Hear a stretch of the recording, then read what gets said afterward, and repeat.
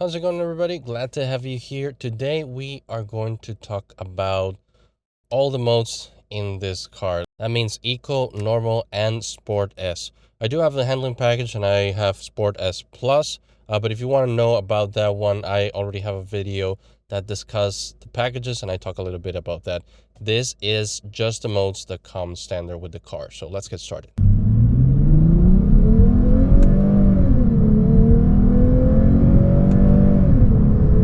Alright, the reason why I want to talk about this very particular thing on this car is because unlike many cars that have the three modes, this car does change, and it changes quite a bit in between all the modes. Not so much on normal, but between Eco and Sport, there's quite a bit of change, which usually you don't see in many cars. The usual is Eco is the same as normal with just the Eco icon on all the time and with an indicator, and then Sport Plus in most cars is just the same as the regular mode, just with a little bit of a more aggressive graphic, and maybe it gives you a little bit of better sound. But in this car, Eco does help you save a lot of gas, and when you are in Sport, it actually feels like a sporty car. So in my opinion, this car should have come with just two modes, Eco and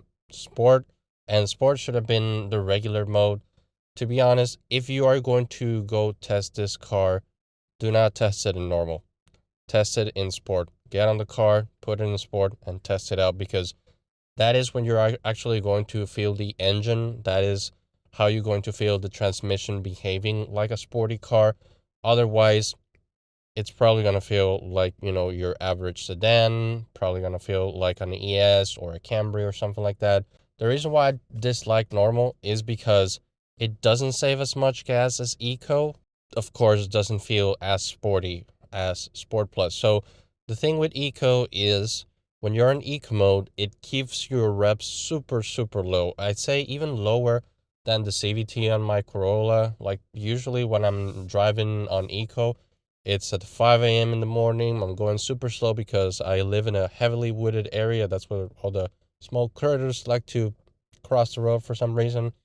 But I like to go super slow, not want to run over anything. And that's usually when I'm on Eco. And even if you're cruising at sort of highway speeds, it will try to keep the revs under 2,000, which is, it makes you not even feel when it's shifting. When you are in Eco, you don't feel the shift. You barely feel the engine.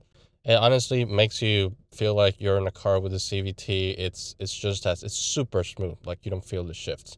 That being said, when you are in Eco, I'd say it drops you a lot of the power that this car has. So that's why I usually don't, and I say usually because when I'm cruising with my wife, I usually leave it on Eco. We're just, going around, going to a restaurant, enjoying the trip. When I'm by myself and I want to have fun and I want to be on the highway, I never drive on Eco because it kills all the power that this car has. Like, you really have to press the pedal just to get a little bit of power. So when passing somebody on the highway, when getting on the on-ramp, it can be a little bit of a hassle if you are on Eco. I'm not saying it's impossible. I'm not saying it kills the car, but it really doesn't feel like this car.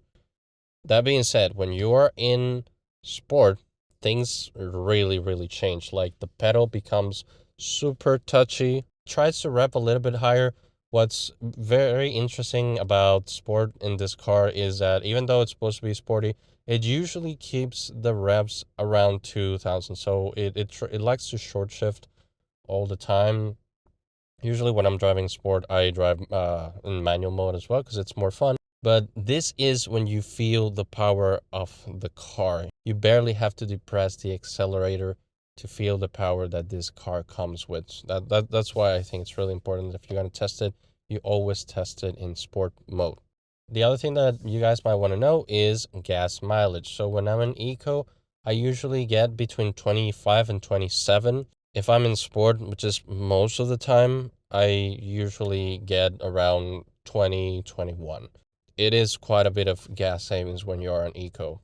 So it is one of the things that I really like about this car is the fact that it does have dual personality.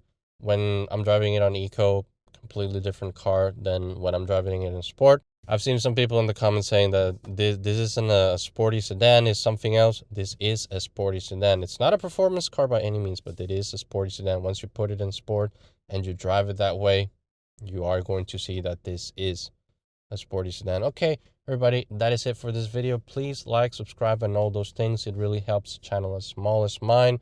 Stay tuned for more Lexus content. I have some tips. I'm also going to be talking about how I'm paying for this car. So make sure you're subscribed, and I'll see you in the next one.